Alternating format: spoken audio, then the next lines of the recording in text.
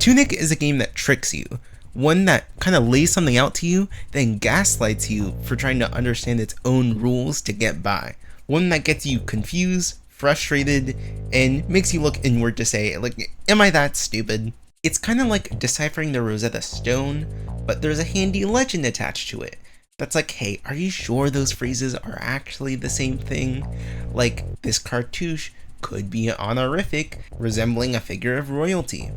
Or it could be describing a massive supervillain. Good luck with that! Tunic is definitely one of the craziest action puzzle detective games I've ever played. From the introduction of a completely new decipherable language, to its unique visual presentation, it really asks you to think outside the box, to get in the box, if you know what I mean, to reason, to consider, to fight lots and lots of little guys. But don't get distracted by the little guys. They might be cute, but they fool you and distract you from the quest of discovery. Tunic keeps throwing mechanics and knowledge at you through the duration of the game, almost all the time, with the caveat that you don't always know what is a mechanic or something that should be knowledge that you should reconsider later on. Many techniques are hidden right under the person's nose, leaving them to discover pages of the in-game lore-filled manual, or to accidentally fiddle with the controller while you're bored and discover a secret mechanic that you weren't supposed to know till way later in the game, leaving you to reconsider the entire context of the game and all the things that you went to before it was time, leading you to go down the rabbit hole and then discover the wrong things and then also overthink the entire game completely. Excuse me? I was just messing around in that. Oh my gosh. What does that even mean? If you're confused, so was I playing the game. But hey, look at the little guy. Look at the little fox. Shoot the little beam. And look at him do his little dodge rolls. And wow, he's so small, so cute. Oh, I got distracted. Tunic is just a Souls-like in disguise. It has campfires to sleep at, cool items to find, and epic lore-filled bosses. Tunic really has it all, and more to keep you going. As you collect these manual pages throughout the world, the game begins to show you mechanics rather than explain them, which turns out to be really engaging as opposed to a tutorial where you stop the action to learn what the game is telling you. The way that the information is laid out on these pages, you may have to decipher the mechanics while seeing your character do an action you've never seen before. Some of these pages are more blatant than others, and may require you to remember information until you get to a later part of the game where you can apply and refer the knowledge that you got earlier, which poses an issue I ran into during my experience with the game.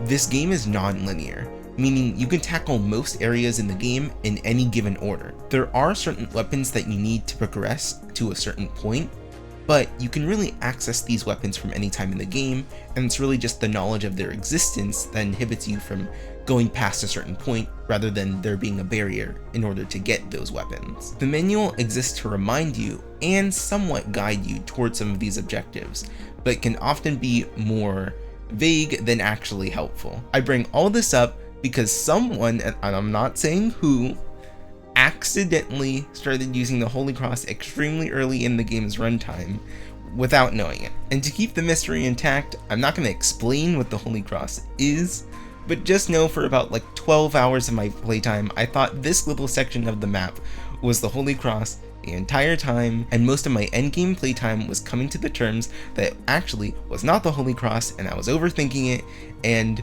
I had to reassess all the things that I had learned throughout the game.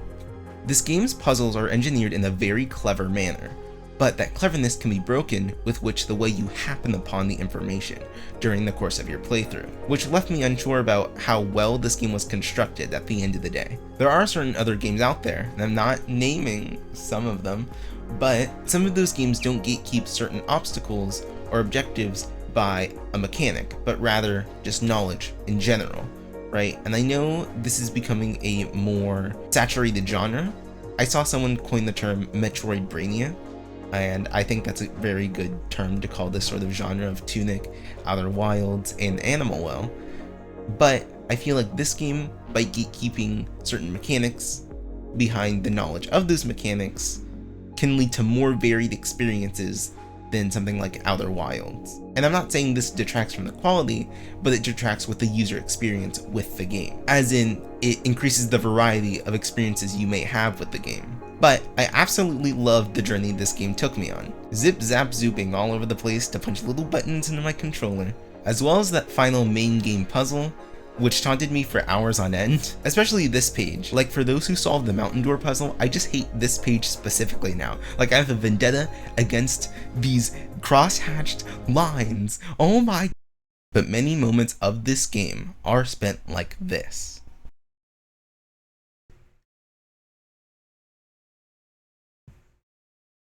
Oh, wait, hold on.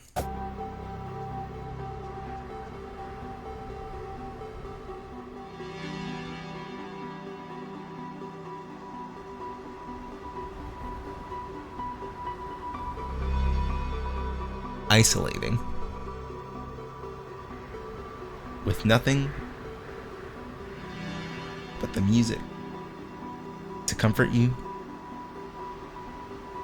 through the arduous battle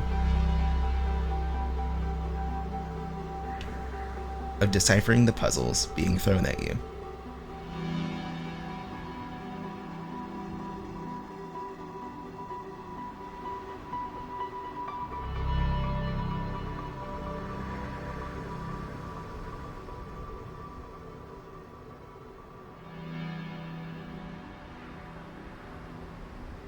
Until finally.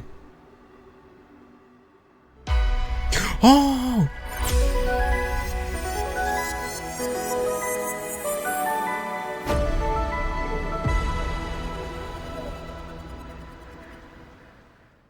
I have to admit, it's pretty satisfying. But asking someone to use Photoshop to solve a puzzle is crazy though.